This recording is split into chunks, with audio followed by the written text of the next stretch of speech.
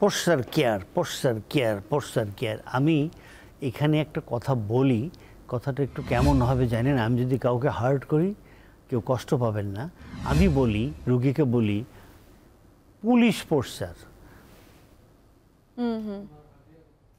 তো police posture যদি আপনি থাকেন তাহলে আপনার রাউন্ডের শোল্ডার হচ্ছে না। পুলিশ পোশ্চারে থাকলে আপনার আপার ডরসাল কাইফোসিস যেটা বাঁকা হয়ে থাকে সেটা বাঁকা হচ্ছে না।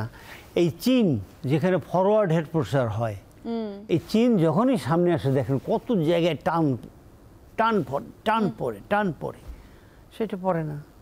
তাহলে একটা পোশ্চার পুলিশ পোশ্চার যদি আপনি থাকেন সব ক্লিয়ার।